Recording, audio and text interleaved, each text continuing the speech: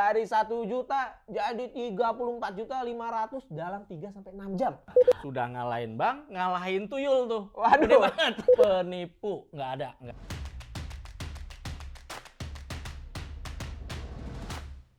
Guys, selamat datang di Nanya MFX episode ketiga. Seperti biasa kita akan ngejawab pertanyaan-pertanyaan soal forex, trading, dan finansial bersama aku Albert dan ditemani oleh Pak Dwi.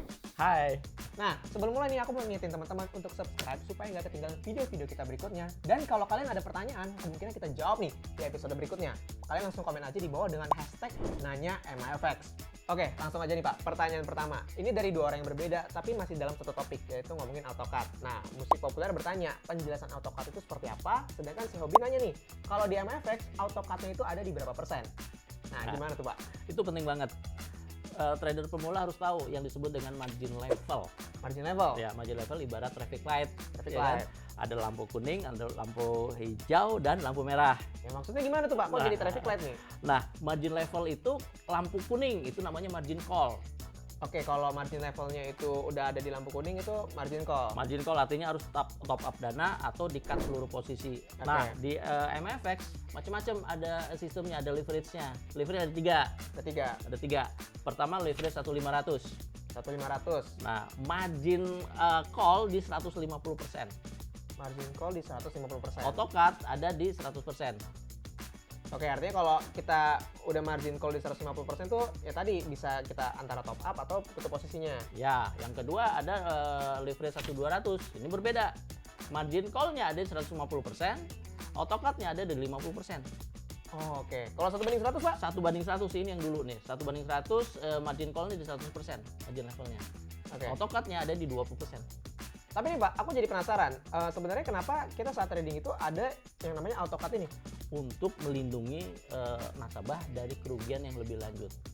Ya kan? Dananya segitu, ya udah kita jaga di angka segitu kesehatan dana. Jadi kerugiannya memang dibatasi ibaratnya seperti itu ya Pak. Tapi sebelum kita mikirin yang namanya margin call sama AutoCAD, seharusnya kan kita udah mikirin resikonya dari awal. Ya. Harusnya udah pasang stop loss. Jangan sampai posisinya sampai kena margin call ibaratnya Iya, gitu Pak ya. betul. Strategi juga harus dipikirin dari awal. Kan ada trading plan. Ada trading plan, mesti disiplin gitu Pak ya. Iya. Oke, pertanyaan berikutnya nih Pak, dari Handle Rui. Dia nanya nih Pak, tolong dijawab, kenapa setiap open posisi itu langsung minus, nggak pernah langsung plus? Nah, ini Pak, waktu aku pertama kali trading ini juga pertanyaan yang muncul di kepalaku. Kenapa sih kok tiap buka posisi itu langsung minus gitu loh? Nah, trader pemula harus tahu, kita dalam transaksi itu kan ada bid sama ask yang disebut dengan spread. Oh, ada selisih bid dan ask itu? Iya, ada spread kan. Ketika kita mengambil posisi beli, yang kita ambil posisi adalah harga ask kan? Betul. Harga ask. Pada saat yang sama, bidnya pasti berubah, pasti beda gitu. Ya kan? Ada perbandingannya. Itu yang menyebabkan harga minus. Jarak tersebut tuh yang disebut dengan spread, makanya setiap buka posisi itu ada biaya spreadnya gitu Pak? Biaya spread ditambah ada komisi. Ada komisi juga? Ada komisi juga, mengakibatkan ya minus tadi gitu. Jadi nggak mungkin buka posisi itu langsung plus gitu ya Nggak Pak? mungkin. Cuma nih Pak, pertanyaan nih, kalau memang saat kita buka posisi itu langsung minus, apakah kita sebagai trader harus memperhitungkan dari awal nih pas mau entry tuh spread sama komisinya gitu Pak? Tergantung. Trading kita tuh jangka menengah atau jangka pendek, jangka panjang. Kalau Oke. menengah dan panjang ya nggak pengaruh gitu sebetulnya, kecuali scalping. Oh, kalau jangka menengah sama panjang tuh ibaratnya pasti ketutup gitu ya Pasti Pak? ketutup. Kalau scalping ya mesti dipikirin lagi gitu. Betul. Cuma nih Pak, aku mau nanya nih, kalau di kita nih di MFX itu spreadnya gimana nih Pak?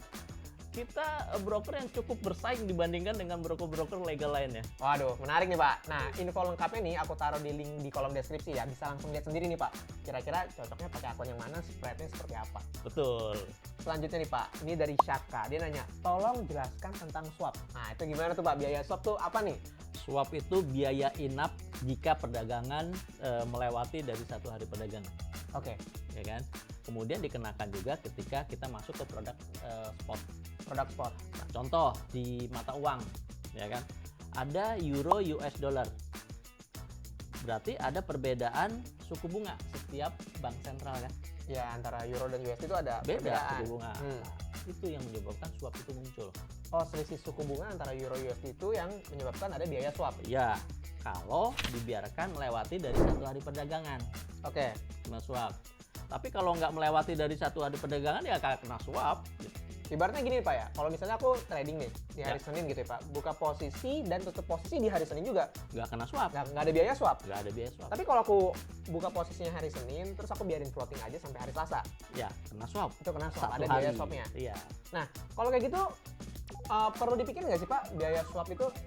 Kalau kita transaksinya jangka pendek ya nggak perlu dipikirin. Nggak perlu Kan kita dipikirin. tutupin dalam satu hari udah close posisi. Hmm. Kecuali kalau transaksinya jangka menengah atau panjang, dibiarkan lewat dari satu hari gitu. Oke, artinya kan kalau dari Senin ke Selasa kan biaya swapnya satu kali gitu Pak. Ya. Terus tapi aku jadi kepikiran, kalau dari Jumat ke hari Senin kan itu kan ada Sabtu Minggu tuh Pak, ada market liburnya, itu kena biayanya gede dong jadinya. Enggak, tetap satu kali. Tetap satu kali? Satu kali. Ini perhitungannya dari Senin ke Selasa satu kali. Oke, Dari Selasa ke Rabu satu kali. Dari Rabu ke Kamis tiga kali. 3 kali. Dari Kamis ke Jumat satu kali. Dari Jumat ke Senin satu kali. Satu kali. Oke. Cuma nih Pak, biaya swap ini tuh artinya semua produk tuh ada biaya swapnya? Enggak, belum tentu kena swap. Oke. Ya kan? Kecuali yang nggak kena swap itu adalah market futures. Market Contohnya futures. indeks harga saham. Indeks saham. Itu nggak ada swap. Oke. Kena futures. Kemudian di kita di MFX ada namanya produk minyak mentah. Itu nggak kena swap juga. Sekarang ke pertanyaan yang teknikal nih Pak, dari Muhammad Idrus. Dia nanya nih, apa perbedaan indikator RSI dan stokastik oscillator? Mana yang lebih akurat? Ya, semuanya akurat. Semuanya akurat. Karena latar belakangnya beda-beda. Tapi persamaannya dulu nih. Persamaannya antara RSI dengan stokastik sama-sama momentum indikator. Momentum indikator. Yang membantu keputusan, pengambilan keputusan untuk beli dan jual di wilayah overbought dan oversold. Gitu kan. Dengan indikator utama biasanya trend. Oke. Ya.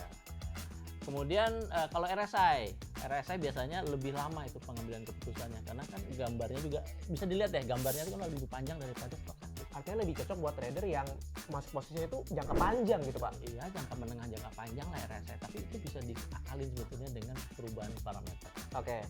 Ya. Penghitungannya, sumber penghitungannya beda-beda cara menghitungnya. Kalau RSI kan lihat dari harga tertinggi terendah relatif gitu, harga Ya. relatif. Kalau stokastik lebih cepat, Lebih cepat. lebih cepat.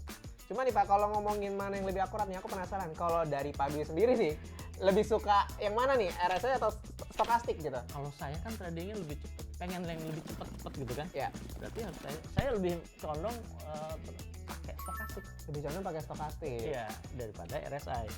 Ya beda-beda setiap orang ya. Beda-beda setiap orang. Balik lagi nih, indikator itu kan tools gitu Pak ya. Ya, membantu. Balik Asal lagi kita ya. paham deh cara Ya, pakainya alat gimana. bantu. Kita yang sebagai manusia yang pakai tools harus paham. Jangan sampai udah toolsnya bagus, tapi cara bacanya nggak ngerti, salah gitu Pak ya. Bukan salah juga sih, harus pahamnya Harus aja. paham. Dan kita nih Pak sebenarnya udah sering banget live trading sambil ngajarin indikator. RSI kita udah pernah ajarin, stokastik kita udah pernah ajarin. Makanya teman-teman di rumah pasti nih Pak subscribe supaya nggak ketinggalan live trading kita nih Pak. Karena kita pasti akan ngebahas indikator-indikator lainnya. Gitu. Ya, masih panjang ceritanya membahas indikator. Panjang, masih banyak nih yang belum kita bahas. Pertanyaan terakhir nih Pak, dari 2 orang tapi masih satu tema. Dari Frankie Yulisman, dia nanya nih, apakah ada sistem titip dana di MFX? Nah, selanjutnya nih Pak, John Snow dia nanya, apakah MFX beneran ada grup Telegram? Saya sering nemu tinggal depo dapat fixed income. Menurut Pak Dwi yang kayak gini-gini tuh gimana tuh Pak? Penipu, nggak ada itu. Nggak ada ya, Pak, Nggak ya? ada titip dana. Dan aku sering lihat nih Pak, model-model titip dana gini, grup Telegramnya tuh menjanjikannya tuh gila banget Pak, bombastis banget. Berapa tuh? Kayak dari 1 juta jadi 34.500 dalam 3-6 jam. Sudah ngalahin bank, ngalahin tuyul tuh. Waduh. Gede banget. Aduh son, gagal maning son. Gede banget ya Pak ya? Nggak masuk akal. Nggak masuk akal. Dan sebenarnya kalau di trading forex sendiri apakah mungkin Pak 1 juta 34 juta dalam 3 jam gitu Pak? Bisa, tetapi cukup berisiko gitu. Cukup kan. beresiko dan tidak pasti gitu Pak ya? Nggak pasti. Ini kan Kepastian makin jauh tuh. Iya, ini kan menjanjikan yang pasti-pasti. Kalau yang modelnya quick money gini ya mesti diperhatikan lagi, bisa-bisa penipuan gitu ya Pak ya? Bukan nggak ada resesi dong kalau kayak gitu. Betul, dan balik lagi Tapi capek kita ngomong resesi kan? ya balik lagi kalau kita ibaratnya mau trading forex ya nggak usah deh yang ikutin yang titip dana janjiin pasti income gitu, belajar sendiri aja, analisis sendiri, nikmatin profitnya sendiri itu lebih enak gitu Pak ya. Seninya dapat. Seninya dapat. Oke, sekian pembahasan Nanya MFX di episode kali ini. Pertanyaannya menarik banget dan pastiin kalian udah subscribe supaya nggak ketinggalan episode-episode yang berikutnya. Nyalain juga bel notifikasi, like kalau suka video ini, dan kalau kalian punya pertanyaan langsung aja komen di kolom deskripsi pakai hashtag Nanya MFX. Pertanyaan apapun yang berhubungan sama finansial, trading forex bakal kita jawab ya Pak. Kita jawab. Kita jawab. Oke, Aku Albert pamit diri. Saya Dwi. Dadah.